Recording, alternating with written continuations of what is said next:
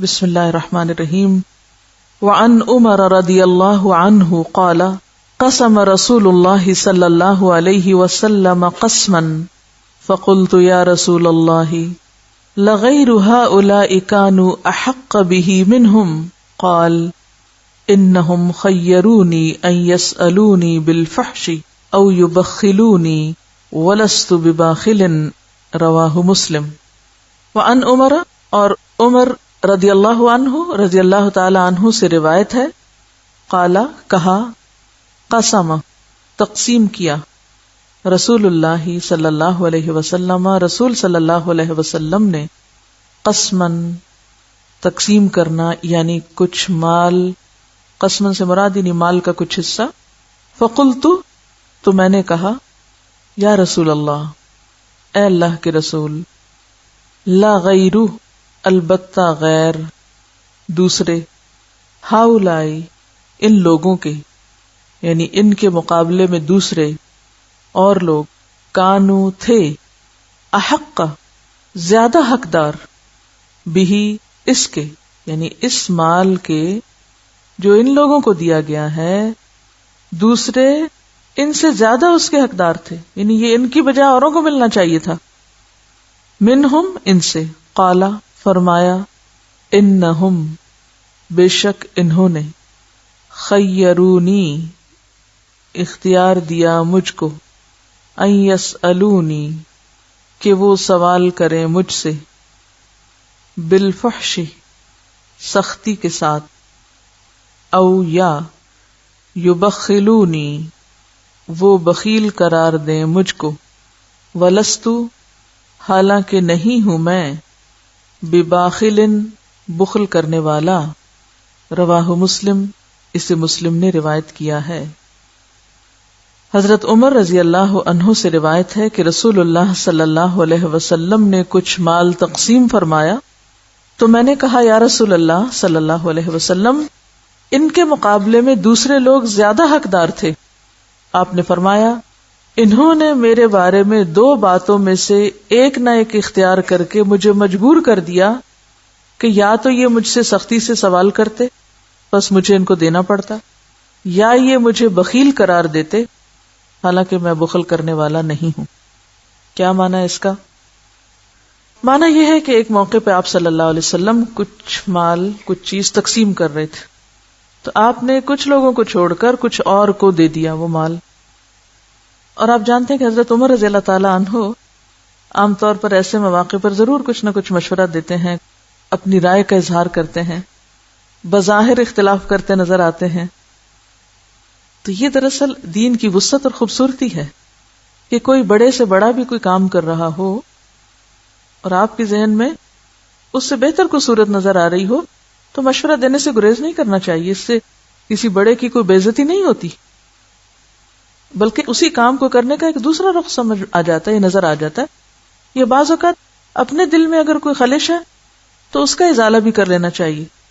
حضرت عمر رضی اللہ تعالی عنہ نے جو بہتر سمجھا وہ آپ سے سوال کر لیا یا اپنا مشورہ دیا. کہنے لگے، یا رسول اللہ، اے اللہ کے رسول صلی اللہ علیہ وسلم، لغیر ہؤلاء کانوا احق بہ منہم، آپ جن کو دے رہے ہیں ان کے مقابلے میں وہ جو دوسرے ہیں فلاں اور فلاں، ان کو یہ ملنا چاہیے تھا، وہ زیادہ حقدار ہیں، ان کو کیوں دے رہے ہیں، ان کو دیں، یعنی مراد یہ تھی. تو اس پر آپ صلی اللہ علیہ وسلم نے ان کم حقداروں کو دینے کی وجہ بیان فرمائی کہ ان کو کیوں دیا جا رہا ہے. اس کی وجہ آپ نے یہ بتائی کہ میرے پاس دو آپشنز تھیں جن میں سے مجھے ایک ہی کو لینا تھا. ایک تو یہ تھا کہ یہ مجھے مجبور کریں اور میں ان کو کچھ دوں اگرچہ وہ زیادہ حقدار نہیں بھی، اور دوسرا یہ کہ میں ان سے روک لوں، ان کی سختی کے باوجود ان کو نہ دوں اور ان کو دوں جو حقدار ہیں. اس صورت میں یہ مجھے مشہور کر دیتے کہ میں بخیل ہوں، حالانکہ میں ایسا نہیں ہوں. اور ایک پیغمبر کا بخیل مشہور کیا جانا یا بخیل سمجھا جانا اس کے مشن کے راستے میں رکاوٹ بنتا ہے. تو بات یہ ہے کہ جب انسان کسی ایسی سچویشن میں گھر جائے تو پھر صرف ظاہری حالات پر ہی معاملہ نہیں کرتے. پھر وہی بات کہ ایک طریقہ ہوتا ہے کسی کام کو کرنے کا بربنائے حقیقت اور دوسرا ہے بربنائے ضرورت. حقیقت تو یہی ہے کہ دیا جانا تو انہی کو چاہیے جو زیادہ ضرورت مند ہے، لیکن اس وقت کی ضرورت کیا ہے؟ ایک بڑی مصلحت اور ایک بڑے فائدے کی خاطر کہ ان کو دے دیا جائے جو نسبتاً کم ضرورت مند ہیں، لیکن ان کو دیا جانا دین کے بڑے فائدے میں ہے. اسی کا نام حکمت ہے کہ انسان فیصلہ کرتے وقت صرف ظاہری اور وقتی حالات کو نہ دیکھے، صرف ایک ہی چیز کو نہ پکڑ لے، صرف وقتی فائدے کو نہ دیکھے، بلکہ اس سے آگے بڑھ کر بڑے فائدے کو دیکھے. اور یہی اصول ساری زندگی میں ہم پر اپلائی ہوتا ہے. کیسے؟ جیسے میں نے ایک مثال دی تھی کہ 100 روپیہ چھوڑ کر کروڑ کی طرف جانے والا ہی عقل مند ہے، یعنی دنیا دے کر آخرت کی طرف دوڑنے والا ہی عقل مند ہے. اسی طرح عام روزمرہ زندگی میں بھی بعض اوقات ظاہری طور پر ایک چیز زیادہ اہم آپ کو لگ رہی ہوتی، فوری آپ کرنا چاہتے ہیں اس کو. جیسے ایک چیز اہم ہوتی ہے اور ایک چیز ارجنٹ ہوتی. عموماً ہم کیا کرتے ہیں؟ اگر ارجنٹ اور اہم میں ہم ایک کو اختیار کرنے لگے تو عموماً کیا کرتے ہیں؟ ارجنٹ. اور ارجنسی تو ہم نے ہر چیز میں ڈالی بھی ہوتی ہے. کسی بھی چیز کو اہم بنانا ہو تو ہم اس کو ارجنٹ کر دیتے ہیں، ہے نا. عام روزمرہ زندگی میں بھی کچھ کام ہیں جو بڑے اہم ہیں ہماری زندگی میں اور ہمیں کرنے چاہیے اور انہی کے کرنے میں زیادہ فائدہ ہے، لیکن ہم کیا طریقہ اختیار کرتے ہیں؟ چونکہ وہ ارجنٹ نظر نہیں آتے لہٰذا ہم ان کو وہ پچھلے کھاتے میں ڈالتے رہتے ہیں. اچھا پھر بعد میں کر لیں گے، پھر ہو جائیں گے نا، پھر کر لیں گے، پھر کبھی کر لیں گے. ابھی تو ہمیں یہ کرنا چاہیے جو اس وقت کیا نظر آتا ہے؟ ارجنٹ نظر آتا ہے.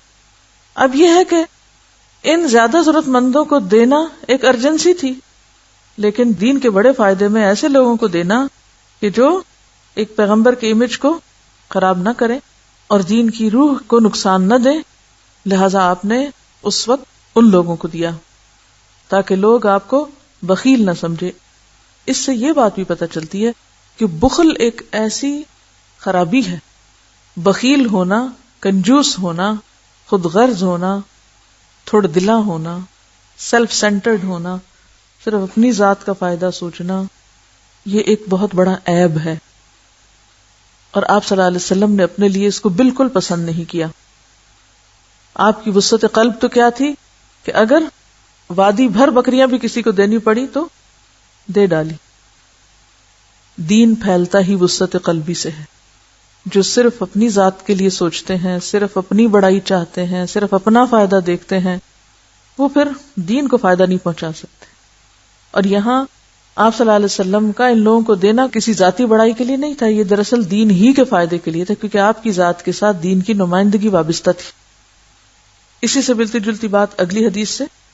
وعن جبیر بن مطعم رضی اللہ عنہ انہ قال بینما هو يسير مع النبي صلی اللہ علیہ وسلم مقفله من حنین فعلقه الأعراب يسألونه حتى اضطروه إلى سمرة فخطفت رداءه فوقف النبي صلی اللہ علیہ وسلم فقال اعطوني ردائي فلو كان لي عدد هذه العداه نعما لقسمته بينكم ثم لا تجدوني بخيلا ولا كذابا ولا جبانا رواہ البخاری. مقفلہ ای حال رجوعہ والسمرۃ شجرۃ والعداہ شجر لہ شوک. وعن جبیر بن مطعم رضی اللہ عنہ، جبیر بن مطعم صحابی ہیں، اللہ ان سے راضی ہو، ان سے روایت ہے، انہ قال، انہوں نے کہا، بینما، اس اثنا میں، اس دوران، ہوا وہ، یسیرو چل رہے تھے، کون؟ جبیر. کس کے ساتھ؟ مع النبی صلی اللہ علیہ وسلم، نبی صلی اللہ علیہ وسلم کے ساتھ کہیں جا رہے تھے. مقفلہ، آپ کی واپسی پر. قاف لام قفلہ، اسی سے قافلہ نکلا ہے، واپس ہونا. من حنین، حنین سے، یعنی غزوہ حنین سے، جنگ حنین سے واپسی پر جبیر بن مطعم رسول اللہ صلی اللہ علیہ وسلم کے ساتھ چلے آ رہے تھے. فعلقہ، تو چمٹ گئے آپ کو صلی اللہ علیہ وسلم کو. کون؟ الاعراب، بعض دیہاتی اعرابی. یسألونہ، وہ آپ سے سوال کر رہے تھے، یعنی آپ سے چمٹ کے سوال کرنے لگے، پکڑ لیا آپ کو. حتی، یہاں تک کہ، یعنی اتنا انہوں نے پریشرائز کیا کہ اضطروہ، آپ کو کھینچ لے گئے، مجبور کر کے، الی، طرف، سمرتن، کیکر کے درخت کے. یعنی آپ کو اتنا گھیرا کہ آپ کو لے گئے کیکر کے درخت تک کہ نکلنے نہیں دے رہے تھے. فخطفت، تو اچک لی، رداءہ، آپ کی چادر، یعنی درخت کے کانٹوں نے چادر پکڑ لی، چادر الجھ گئی. فوقف النبی صلی اللہ علیہ وسلم، تو نبی صلی اللہ علیہ وسلم رک گئے، ٹھہر گئے. اب یہ نہیں کیا کہ مار مار کے ان کو پیچھے ہٹا کے تو خود نکلنے لگے، بلکہ آپ جدھر وہ لے گئے آپ وہاں جا کے رک گئے، حالانکہ آپ کی چادر بھی کانٹوں میں الجھ گئی.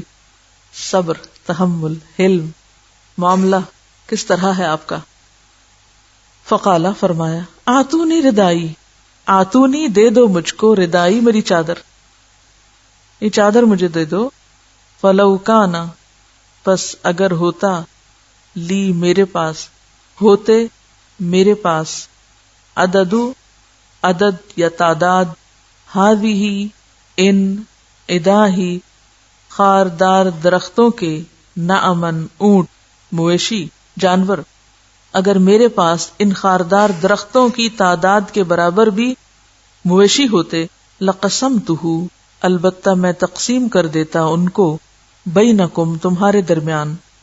ثم، پھر، لا تجدونی، نہ تم پاتے مجھ کو، بخیلاً، کنجوس، ولا کذاباً، اور نہ سخت جھوٹا، ولا جباناً، اور نہ بزدل.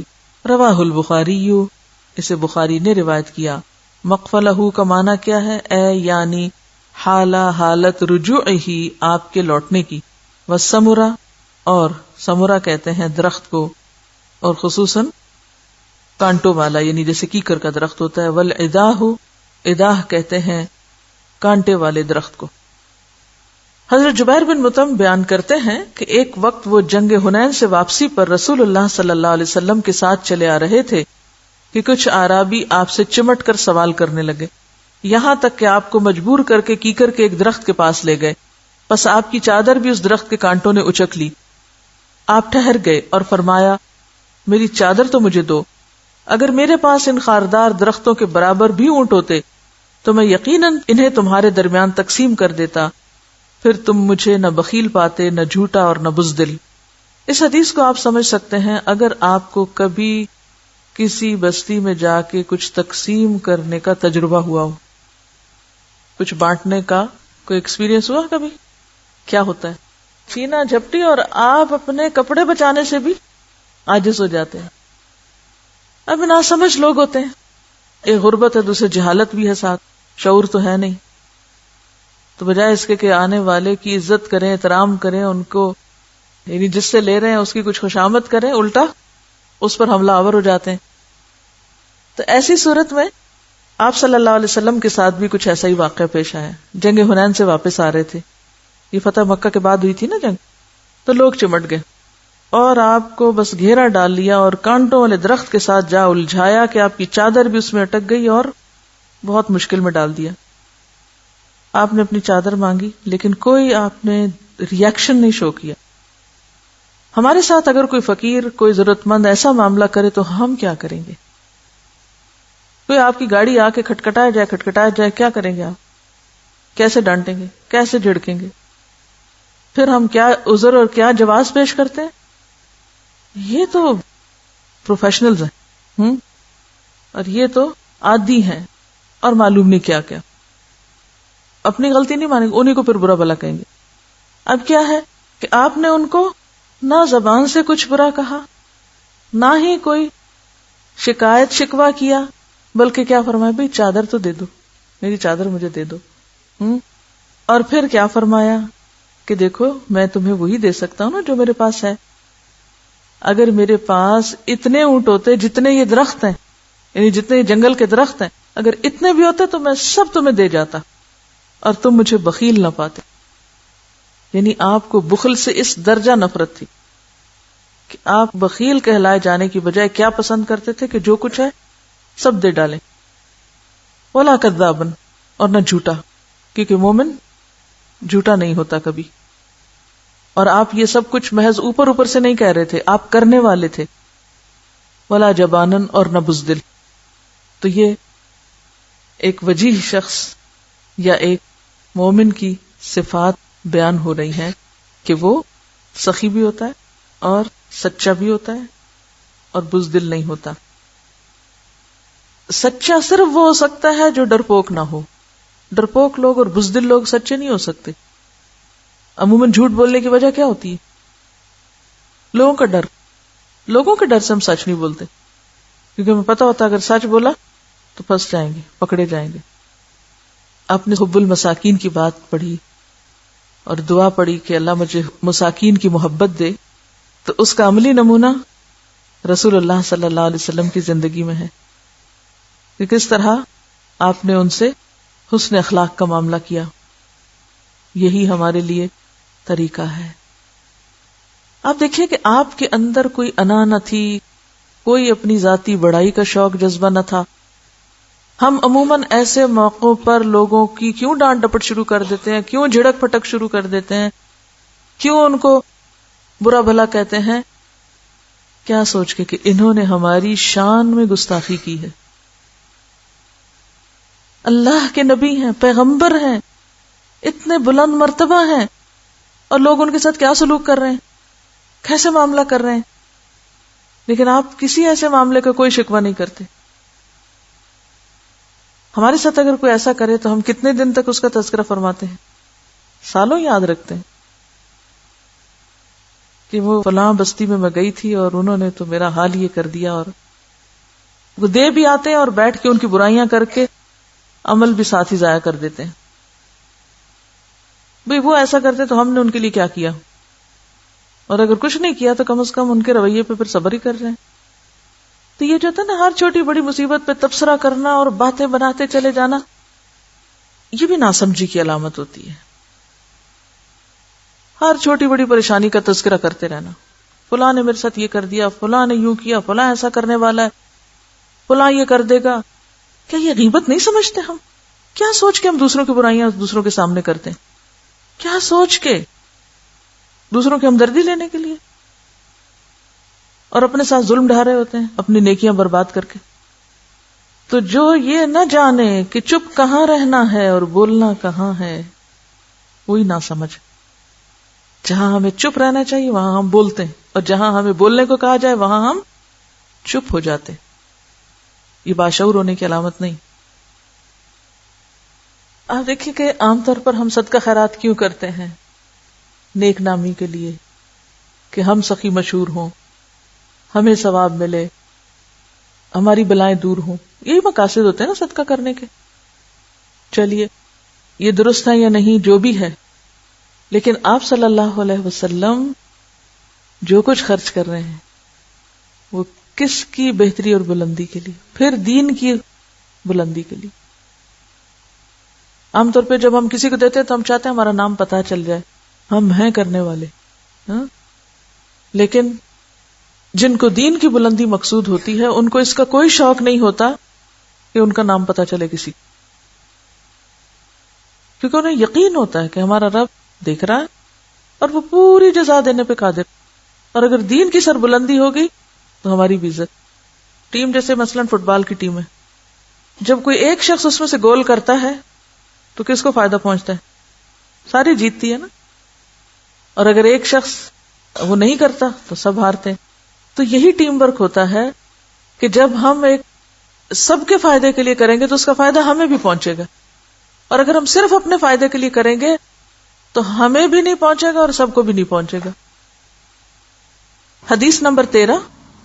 وعن ابی ہریرہ رضی اللہ عنہ ان رسول اللہ صلی اللہ علیہ وسلم قال ما نقصت صدقة من مال وما زاد اللہ عبدا بعفو الا عزا وما تواضع احد للہ الا رفعہ اللہ عز وجل، رواہ مسلم۔ وعن ابی ہریرہ، اور ابو ہریرہ رضی اللہ عنہ سے روایت ہے، ان رسول اللہ صلی اللہ علیہ وسلم، کہ رسول اللہ صلی اللہ علیہ وسلم نے قال فرمایا، ما نقصت نہیں کم کرتا، صدقۃ صدقہ، من مال مال میں سے، وما اور نہیں، زیادہ اضافہ کیا، اللہ اللہ نے، عبدن کسی بندے کو، بعفوٍ بوجہ معاف کرنے کے، الا مگر، عزن عزت میں، وما اور نہیں، تواضع تواضع اختیار کی، احدن کسی ایک نے، للہ اللہ کے لیے، الا مگر، رفعہ اللہ بلند کیا اس کو اللہ نے، عز وجل عز وجل نے، عزت و جلال والے نے، رواہ مسلم اسے مسلم نے روایت کیا ہے۔ حضرت ابو ہریرہ سے روایت ہے کہ رسول اللہ صلی اللہ علیہ وسلم نے فرمایا، صدقہ نے کبھی مال کم نہیں کیا، اور عفو درگزر کی وجہ سے اللہ تعالیٰ بندے کی عزت میں اضافہ ہی فرماتا ہے، بندے کی شان بڑھاتا ہے، اور جو اللہ کے لیے تواضع اختیار کرتا ہے اللہ اس کو ضرور اونچا کرتا ہے۔ یہاں 3 ایسی چیزوں کا ذکر کیا گیا ہے جن کے بارے میں عموماً ہم دھوکہ کھا جاتے ہیں، غلط فہمی کا شکار رہتے ہیں۔ پہلی چیز، ہم سمجھتے ہیں کہ اگر ہم کسی کو کچھ دے دیں گے تو ہمارے مال میں کمی ہو جائے گی، لیکن ایسا نہیں ہوتا۔ کیوں؟ اس لیے کہ نمبر 1، اللہ کا یہ وعدہ ہے کہ وما انفقتم من شیء فہو یخلفہ، جو چیز تم خرچ کرو گے، جو بھی تم دو گے، اللہ اس کے پیچھے اور لے آئے گا۔ ایک فائدہ۔